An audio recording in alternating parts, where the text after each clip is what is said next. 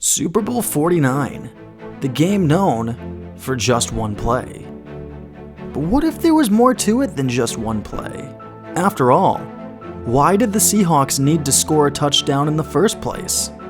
Why was this game so much bigger than any other Super Bowl in NFL history? Keep watching for the answers. Let's back up to before the game, because honestly, one of the most underappreciated parts of this Super Bowl was all of the hype leading into the game. The Seahawks were coming off of a dominant Super Bowl win just a year sooner when they routed the Denver Broncos 43-8.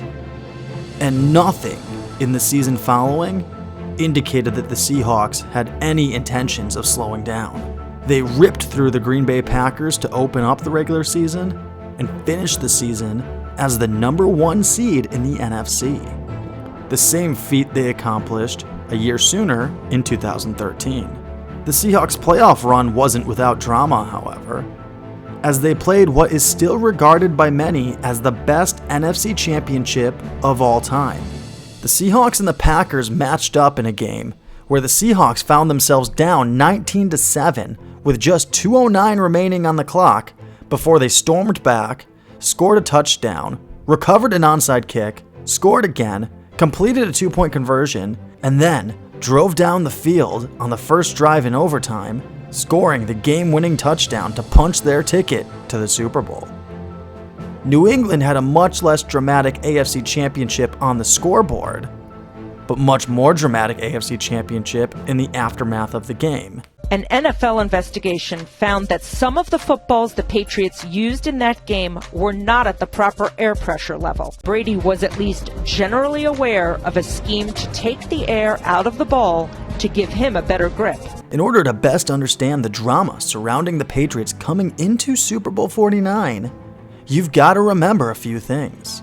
Tom Brady and Bill Belichick were only 3-2 in the Super Bowl to that point. Their last 2 appearances in the big game were both losses to Eli Manning and the Giants. The Patriots Dynasty was brought into question by critics across the league as analysts began labeling the Patriots as a has-been that couldn't win when it mattered the most.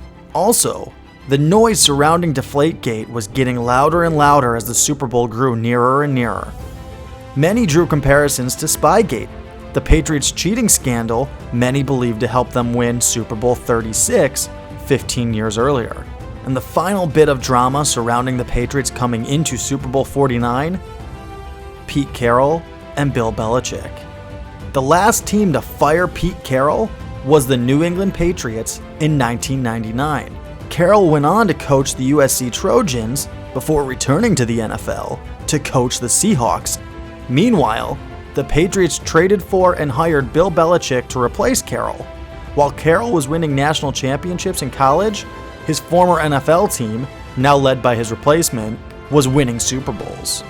Carroll returned to the NFL and immediately turned the Seahawks into a contender, essentially becoming the NFC version of the New England Patriots.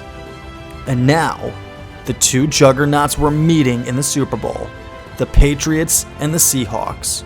Old school Belichick versus new age Pete Carroll. The Patriot way versus the new way. The pocket passer versus the scrambler. This game had all of the hype you could possibly want for a Super Bowl, and it was time to play.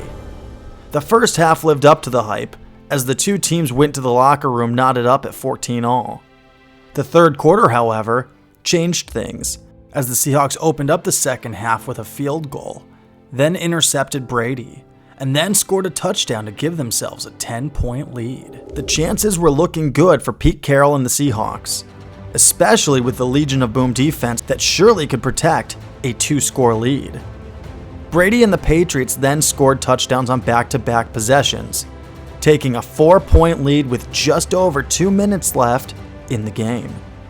The Seahawks quickly drove down the field, including a circus catch by Jermaine Kearse. And you know what happened next. Here he goes, beast mode. They clock at 5.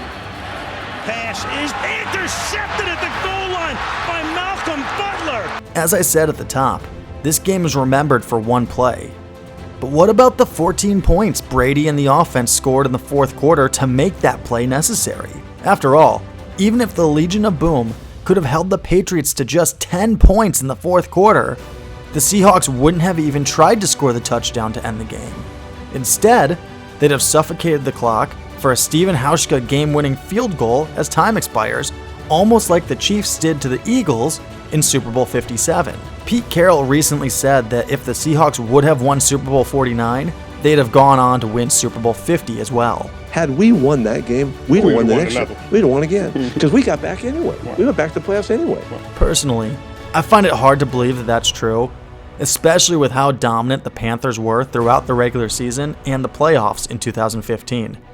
The Seahawks even played the Panthers and lost to them in Charlotte in the divisional round, which likely would have been the location regardless of how Seattle did in the regular season, as the Panthers were 15-1 that year. So unless the Seahawks could have pulled off a miraculous 16-0, they would have wound up with the same matchup and likely the same result. As for the Patriots and Tom Brady, well, you know what happened there too. 34-28, the final in overtime.